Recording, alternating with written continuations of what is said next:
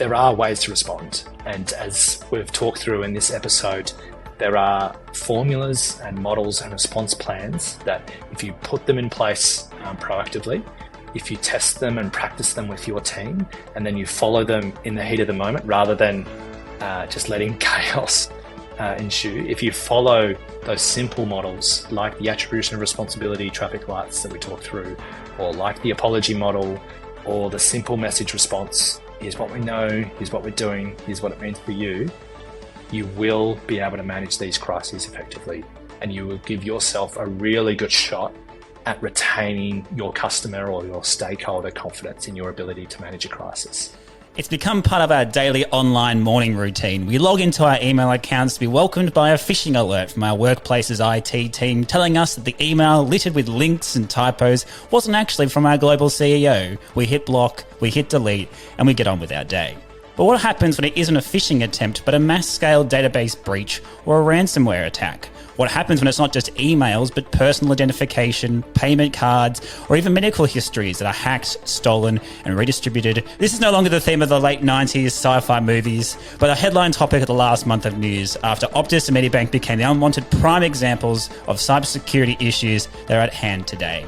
And while there's been lots of coverage around how to protect one's individual data, what's the best line of defense for businesses when daily operations rely on data collection, management, and security? On this episode of Michelson Alexander Explains, we attempt to dive into the matrix of just that, business cybersecurity.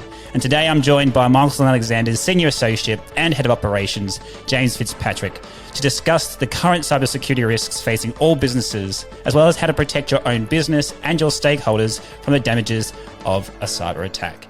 Thanks for joining me today, James. Thanks for having me. So we'll start off with a bit of a compare and contrast under the, I suppose, brief title of So You've Been Hacked. So a couple of months ago now, it was the Optus sophisticated data breach was their exact words used terms. And a lot of debate has gone in the media amongst how sophisticated that data breach was. But we'll leave that to the media opinionists on that one. And the more recent event is actually a proven sophisticated data breach from the Medibank around a ransomware attack and also the leaking of data. And the first question I have for you is, like, once you get hacked, and apparently the stats at the moment is every day in Australia there's an attack every 8 minutes on some form of business or email or organisation, what do you do? And is an apology necessary? And is it enough just to say, sorry, we got hacked, we're doing our best to deal with it? It's a great question, Gordo. And I mean, obviously, the first thing that you need to do is follow your cybersecurity or cyber attack response plan. And that's a plan that every organization should have, which, I mean, to the point that you started off this podcast with, it's happening every 8 minutes. So it's not a matter of if, but when your organization gets hacked. So from an operational logistics point of view, the first thing you need to do is to jump into that cyber response plan. In terms of your communication response, should you apologize? Obviously, there's a lot of information that needs to go into that. So in terms of whether or not you apologize and whether or not you take responsibility after you've been the victim of a cyber attack, it's quite a similar theory or formula to other types of crises or incidents. And the best one that I often rely on is a model that was developed by a bloke called Coombs, and it's a model called situational crisis communication theory. That model basically helps you determine how much responsibility will our stakeholders attribute to us for this incident. And in this case, how much responsibility do they attribute to us as the organisation for this cyber attack happening and for a leak of their data? Very simple traffic light model. Either you're in the green, where you're basically the victim, there's nothing you could have done to have stopped that cyber attack. You're in the amber, where maybe you could have had better defenses, better systems, better protection. You're still the victim, but perhaps there's something more you could have done to protect the data or protect the situation. Or you're in the red, where you've left the door open to the cyber attack. Or in other incident types, it's been a malicious, something malicious, or you've made a really strong mistake, and really the full responsibility, the full attribution of responsibility is on you. So the first thing you need to do as a team or as a comms team is to determine, for this cyber attack, where are we sitting? Are we at green, amber, or red? because that then determines which strategy is most appropriate and which tactics you should use. The other things you need to factor in are there intensifying factors that move us up from a green to an amber or from an amber to a red? Have we been the victim of a cyber attack before? In which case, suddenly you're looking more towards the red because you probably should have better defenses now because you've already experienced this in the past. Are there lots of cyber attacks happening around us right now? In which case, you're moving from a green to an amber because stakeholders expect you to know that you are going to be vulnerable to a cyber attack. They expect you today to have those really strong, intense cybersecurity provisions in place. So once you've stepped through that traffic light system, the attribution of responsibility, for most cyber attacks today and for most organizations, you're probably at least, by the end of that model, you're probably at least looking at the amber. And when you're at the amber or the red, you immediately need to start thinking about apologizing and taking responsibility. And I know that's a big step for a lot of organizations, and it's something that you're going to have to work through with your legal teams and the admission of guilt. But it is something that you seriously need to weigh up. And I think later in this podcast, we'll get into that weighing up of the admission of guilt versus the amount of protection from a communications and brand and reputation perspective that taking of responsibility will provide. Just to expand on that, there's like how transparent in this system, because obviously the traffic light systems for the internal, it's the company dealing with how to respond to the crisis they're going through, but how much of that needs to be made transparent to the public? So again, we saw it play out in the media, especially with the Optus, where they came out and said it's been a sophisticated attack, and then the government comes out in response and says, well, no, not really. Their analogy was you left the door open and someone came in and took all your stuff, or, if this was a bank robbery, all the cash was left outside the safe. Where does honesty need to kind of meet with, as you said, brand safety when it comes to things like the transparency of how much you are at fault? I think what stakeholders are looking for is for someone to take responsibility, for someone to acknowledge that something's gone wrong. And a lot of times I've seen executives or CEOs sit back and say, well, hang on, according to these facts, we're the victim here. We were the ones that were hacked. There's not really much more we could have done. It doesn't matter if that's correct. What matters is, do your customers hold you to be responsible? What attribution of responsibility do they hold? That's all that matters. And if you're in that amber or if you're in that red zone, then facts aside, you're going to have to take responsibility and apologize for what's occurred and show and build a path for how you're going to resolve this situation for them. And with that frame in mind, I think it's therefore critical that you are as transparent as possible. And I'll get to in a moment a model of what that message template might look like and just how much detail you need to provide. But as long as you're taking that frame of mind that you are going to take this head on, you're going to grab the bull by the horns, you're going to show that you're in control of this, you're going to show that you are going to take responsibility, that's what most stakeholders, that's what most customers are looking for. Ultimately, most Australians accept that things go wrong. And I think now Australians are getting used to the fact that cyber attacks occur and that it's a massive global problem, and that most companies and individuals across Australia are going to be victims of that. But they want to see you doing something about it. They want to see you do everything within your power to help protect them or to help resolve an issue. And I think that's the frame of mind that organisations and executives need to take into a cyber response. And then in terms of, okay, you've accepted you're going to take responsibility, you need to be the one to inform your customers of what's occurred. It is so dangerous if they hear about a cyber attack or a release of their information from your organisation. If they hear about that from the media or from the rumour mill or from a politician, then suddenly you've lost all control of the narrative. You've lost all control of the spiral of misinformation that's going to happen or that's going to occur from there. Because the people who are now telling your customers about the data leak, they've got their own motives, they've got their own agendas. Politicians are going to, potentially use this opportunity. They might throw you under the bus. They might use this for their own agenda. Media, editors, they have their own agenda as well. They don't care about your reputation on the most part. So you've suddenly lost all control of the narrative. Whereas if you can take responsibility, you can be proactive. And as soon as you're aware of a cyber attack that affects your organization and your customers' data, if you can be the one to jump in and notify your customers, your staff, your stakeholders, your board, then suddenly you control what's being said to them. You control the facts, and you're not leaving it to the risk of a spiral of misinformation. And so one of those things is, that came out of the Medibank cyber hack was basically the inability for Medibank to pay a ransom. And the government came in and supported it and said, no, we should never pay ransoms. And then the information that had been extracted was released on the dark web regardless. On the topic of ransoms, even if they do become illegal, and that is something the governments are looking to change in legislation, how much does this need to be communicated to stakeholders, where ransomware is the most common form of cyber attack at the moment? If everyone, I suppose, quote unquote, knows you can't negotiate with criminals, is this something that needs to be reminded to victims of the data of the leakage, or is this now just common knowledge? It still needs to be reminded. For a lot of people, this is still like a new topic, a new threat. And I think over the past couple of months, yes, we've heard a lot about ransomware. We've heard a lot about cyber attacks. We've heard a lot of people, experts, weigh in and say, look, you can't pay ransoms, whatever you do, because it has all these other consequences. It sort of justifies the existence of cyber attack as a trade, as an industry. So I think that message will need to be repeated for the next year or so.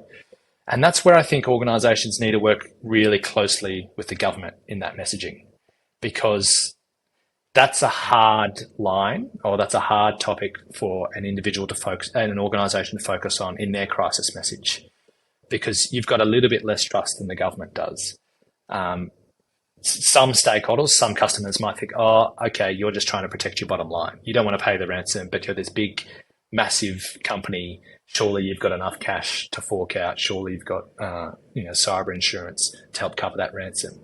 When in actual fact, we know there's a lot more at play here rather than just the company's bottom line. There's also the government putting a lot of pressure on them, saying, no, whatever you do not pay that ransom, because that's just going to make it worse for the next company. And so that's my recommendation there is, as soon as you're the victim of a cyber attack, you need to be on the phone to the government through the appropriate channels. And that would be working with the relevant government department that's relevant to your organisation, your industry, or it's getting on the phone to the relevant minister at the state or federal level that looks after your industry or is relevant to your organisation. It's working with their team, with their media advisors, with their policy advisors, and saying, hey, this is what's occurred. Here are the facts, and here's the messaging that we're going to use with our stakeholders. If you can provide that on a platter to the government, to the minister's office, to those media advisors, they're under the pump. They're running at 100 miles an hour every day. If you can provide those facts neatly and succinctly to them, there's a fair chance that they will reuse them rather than coming up with their own message, their own agenda. And they're aware of it. And that's where you can sort of negotiate as well with them and other stakeholders and other industry associations and say, hey, we're going to take full responsibility here. We're going to grab the bull by the horns. We're going out to all our stakeholders with this information. If possible, we'd like your support to come out and also remind people, to your point, Gordo, if you could do us a real big favour here and remind people about the fact that ransoms cannot be paid, whatever we do. We cannot pay ransoms because it has all sorts of other consequences for the rest of the industry and for the next organisation that is the victim of a cyber attack. And I suppose the last point there is that you've used your crisis tool that you've mentioned there. You've reminded people that you're doing as much as you can, even though there are things like ransoms that could be done, but for a multitude of reasons, collectively we decided not to. I suppose the last step in after you've been hacked is how do you fix the damage? And I suppose there's two parts to that. One is like, how do you get the data back, or how do you rebuild your cybersecurity protocols? And the other, and probably more important to an extent, is how do you repair the damage to your reputation as well? Because obviously, Medibank is only one of many insurance companies. Optus is only one of many telecommunications companies. As much as a hack, the next hack will obviously be probably people or companies in those sectors. You're the ones that are currently in the newspaper. How do you pivot from talking about this, owning it, and trying to resolve the situation, and then going back to business as usual? It's a great question. And there are going to be many instances where some damage to your long-term damage to your brand and your reputation is unavoidable. But if you do handle it well, if you do take responsibility, if you do respond efficiently, there is a chance that you build a level of comfort in your organization's ability to manage crises effectively. And that goes back to my point earlier about stakeholders today know that things will go wrong. Mistakes are going to happen. But if you can show that you are willing to take on any crisis, you're willing to communicate effectively and efficiently, you're willing to take responsibility and build a path to ensure that this can't happen again, then you might actually walk out of the crisis with a stronger reputation than you went into the crisis with. Now, that's not going to happen in every case. Sometimes some brand damage is going to be unavoidable. There are certain steps that I think you can take to, one, minimize the initial damage and then help rebuild that brand and reputation over time. And some of this comes from a theory or a model that was written by two sociologists called Cerullo and Rouhani. What they did, and this would have been a thoroughly enjoyable social study, they analysed 183 different celebrity apologies. So these were apologies that were made by celebrities or well-known business people or well-known executives after something had gone wrong. They analysed that, the apology that was then given, and then they looked at the public sentiment data after the apology was given to try and determine or try and draw links between what is the most effective apology in terms of rebuilding public sentiment and rebuilding public belief or comfort or confidence in someone's brand, and what is the least effective apology model. A couple of key takeouts from that study. The sooner the apology was given, the better. So the apologies that were given as soon as possible were far more effective at rebuilding public sentiment and positive public sentiment than the ones that took too long or they let the crisis drag out for too long before they took responsibility. Next, what the person said at the start of their apology and what they said at the end of their apology, so the top and tail, the head and tail, was the most important content. So I think that's an important lesson for us when we start building crisis communications in response to a cyber attack. How we lead and how we end is most important. Next, the apologies that focused too much on the offender and not enough on the person that it affects, i.e. the customer or the stakeholder, they were the least effective apologies. So many organizations and so many leaders, and I've seen this so many times before, they spend all of their crisis messaging, all of their brand rebuild focusing on themselves. And they try and provide all this context for why the cyber attack occurred. You know, we do X, Y, Z. It wasn't our fault. These are all the reasons behind why the cyber attack occurred. No one cares. And I know that is a hard message for a lot of people to hear, but do not waste time, critical time in rebuilding your brand and critical time in crisis messaging. Do not waste time talking about yourself and talking about the context. What your customers or what your stakeholders want to know is what's happened, what are you doing about it, and what does this mean for them? Humans are inherently selfish or self-centered. They want to know what this means for them. So they don't want to hear you talking about the reasons behind the cyber attack occurring. They want to know that you're taking responsibility and you show some level of empathy for how this affects them. They want to know the facts, what you're doing about it in terms of resolving the initial situation and what you're doing to make sure this can never happen again. And then they want to know what this means for them. And that's going to be really clear. Here's the data that's been affected.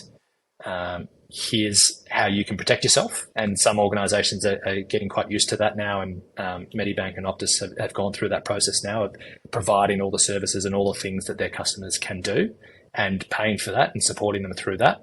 And then back to that earlier point, making sure that that message is top and tailed with empathy and understanding for the impact that this incident has had on the stakeholder, not on you, the organization. And we've seen a few executives make this mistake. Oh, this sucks. We've been hurt by this. No, focus on the impact to the stakeholder. So a couple of really key learnings there from Cerullo and Rani. Those key points, they sound basic, like focusing on the stakeholder rather than the organisation, focusing on empathy rather than giving context for why the cyber attack occurred, and delivering that brand reputation rebuild, delivering that message as soon as possible. They sound like basic recommendations, basic ideas, but those are the things that organisations get wrong so often. They do not nail those simple points. So I think if you follow that model, if you follow that attribution of responsibility that we went through at the start of this episode, those are the type of things that are going to help you rebuild your brand as quickly as possible. And they're also going to help, one, stop the spiral of misinformation about your organisation and about the attack. And they're going to help rebuild and maintain that customer confidence that these guys know what they're doing, they're in control, and they're going to keep me as the affected stakeholder informed every step of the way. That's how you protect your brand and rebuild it into the future. And so now for the back half of this episode, I want to focus a little bit less on what's happened after you've been hacked and what can be done to protect yourself before a cyber security breach occurs. And so we've heard from the government all week that they are looking into their cyber strategy. And so the government has a cyber strategy. The whole part B of this, I suppose, is how does a business have their own cyber strategy? And so the first question is is data security or cyber security a number one priority for every single business? Because it seems like before the two massive hacks with Optus and Medibank, it seemed to be, well, everyone gets hacked every 8 minutes. We'll deal with it when it occurs. I don't really understand what an API is if I'm a upper level management. Most of us don't even know how to use our phones or our laptops properly. So getting into the nitty gritty of cybersecurity and encrypted messaging and database protection and all that kind of thing seems above and beyond. How involved do you need to be, I suppose, at a board level or as a management level into cybersecurity? Does it need to be a focus? And is it okay to outsource this, or do you need to be across it if you are in that, that C-suite level? It's a great question, Gordon. And I'm not a cybersecurity expert. My expertise is in communications and how you respond from a communications and branding perspective during a cyber attack. But I do spend a lot of time working with risk managers and working with IT teams of different organizations, either pre or post the cyber attack. And it has become quite obvious, and it has been for a number of years now, that the threat of a cyber attack quickly elevated itself to the number one risk on almost every organization's risk register. And if it's not currently on your risk register, you're either a very particular company in a very particular industry, or your risk register is wrong. Like, cyber attacks have got to be one of the highest risks to almost all organization types today. And so I think for that reason, if you're not taking it seriously, then you are leaving the door open for a potentially catastrophic damage to your organization, both from a branding perspective, but also from a logistical and operations point of view. And I think that's a point that most companies and executives are getting used to today. Obviously, you don't expect everyone to be cyber experts. Part of the reason why cyber attacks have been so effective lately and have become so common is because the criminals and the criminal organizations behind these attacks are becoming extremely sophisticated. So it is really hard as organizations, most people don't specialize in cyber defense, to keep those criminals at bay or to keep them out of your organization. The attacks are sophisticated. So I think for that reason, I wouldn't expect executives, I wouldn't expect organizations to be across every detail of how you defend yourself. But if you don't have that expertise within your organization, then find a company that does and bring them in and build your defense and build it before it's too late. And I think that's the least that your customers, that your stakeholders, that the people, or even your staff, that's the least that they should expect of you. So make sure that it is on that risk register and make sure that you've got some mitigation strategies in place, whether that's working with your IT team to test your current infrastructure, test your current systems, or if you don't have that resource in-house, there are thousands of cyber security companies out there today, making sure that you outsource that service, that you're testing your systems, that you're getting in the proper defenses, and that you're doing everything within your power to protect yourself today. Because if you don't, and then you are then the victim of a cyber attack, and no doubt there'll be an inquiry as part of the response, whether that's an internal inquiry, an industry inquiry, or a government inquiry. And if they find, hey, all of your competitors were being hacked, you knew of all the risks to organizations about cyber attacks, and there's nothing on record here to say that you did anything, like you didn't bring in any defense, you didn't review your systems. Well, that's not going to reflect very well with your customers or your stakeholders. So you need to be doing that work today if you haven't already done it. At the moment, I feel like, as you said, nearly every organization captures data. Every organization, therefore, holds data. And in response to this, there's been a lot of articles in the media, but also just personal anecdotes of people saying, I'm not going to order online anymore. I'm going to try and limit as much as my outward facing online presence, or, I'm not going to have a phone contract with Optus anymore, or with any of the big major phone companies, or I'm going to get out of my private health insurance. I don't trust my medical records being online. If you're, for instance, just to use two examples, like a Bupa and a Telstra, do you think you need to be on the front foot here, convincing your stakeholders and potential customers that you have the best cybersecurity possible in response to these attacks, or do you ignore the issue because it's a poisoned waters that the other companies can deal with themselves? It's a good question. You'd have to weigh it up because it's obviously a risky strategy. And I've seen organisations take either path. One path is to come out and go quite strong and say, look, here's what we're doing to proactively protect our customers. If you're going to go down that path, which I think is probably wise because it's suddenly become a big issue for customers, whether you're a customer of Optus or a customer of Telstra, just to use that example, all mobile phone customers or all internet customers suddenly are aware of this. So they want to know what you're doing. They want to know, they'll be nervous about it. They'll be thinking about it.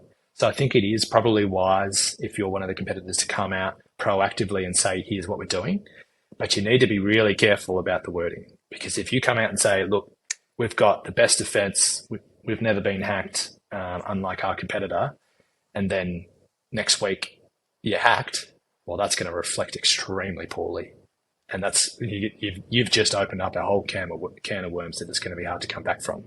So if you are going to come out proactively, which I think you should for the reasons we've just outlined, you just need to be really careful with that wording. And I think it's more about, look, we're not 100% indestructible, but here's what we're doing. Here's what we're doing to protect your data. We're not just sitting on our hands. We are working hard to protect you. If you read between the lines of that, it suggests that, we're not 100% foolproof, but we are doing everything that we can. And that's the type of messaging that I think companies should be looking to do and be thinking about, because that's what's going to be front of mind for customers today. Last stakeholder now I would like to discuss is the government, because as much as it's been everyone looking at the response from Optus and Medibank, everyone looking at, what might come from if I'm a business owner, how do I operate in this new, I suppose, unprecedented times, a more precedented phrase than ever. But the government's now come forward and is discussing how they might change the landscape from a legislative point of view. And so do we need to store data for as long as 8 years, as is the case in telecommunications around identification that helps track burner phones and the like? Or will we see a reduction in data uptake? Or even the increase of fines against people who are repeatedly hacked or seem to ignore cybersecurity? Is this at its crux more of a government issue than a business issue? Or is this one of the prime examples where business, industry, government and individuals all have to work together to work towards the best outcome for all stakeholders? I think because of the size of the issue at hand, it's ultimately something that not just every business and every state or federal government is going to have to work towards. It's something that every Australian together is going to have to work on, because unfortunately the scale of the threat, the size of the threat is ginormous, and it's beyond any one government, it's beyond any one organisation to be able to deal with successfully. Cyber attacks and the cyber security industry has become so large that these criminal organisations that are behind a lot of these cyber attacks are massive. They're massive operations that probably have thousands of staff operating across different countries, so much so that I've heard that some of them even have help desks. So if you're the victim of a ransomware, you can call them up and they'll help you through how to pay the ransom. Like, they are becoming so sophisticated and so beyond any one person's control that it is going to take an all of society response. And I know that sounds big, but if we want to do this properly, and if we want to legitimately protect our data well into the future and win this battle, then it's going to take customers, organizations, and governments to take it seriously and work together.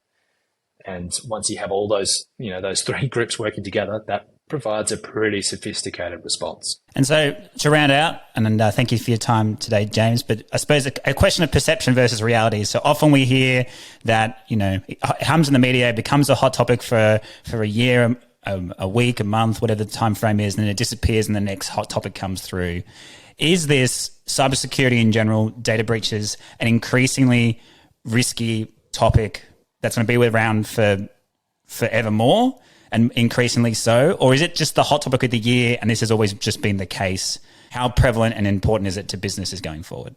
I appreciate that a lot of this chat about cyber attacks and the future of cyber attacks and the amount of threat that they pose sound quite dire, but there are ways to respond. And as we've talked through in this episode, there are formulas and models and response plans that if you put them in place proactively, if you test them and practice them with your team, and then you follow them in the heat of the moment rather than just letting chaos ensue, if you follow those simple models like the attribution of responsibility traffic lights that we talked through, or like the apology model, or the simple message response, here's what we know, here's what we're doing, here's what it means for you, you will be able to manage these crises effectively, and you will give yourself a really good shot at retaining your customer or your stakeholder confidence in your ability to manage a crisis.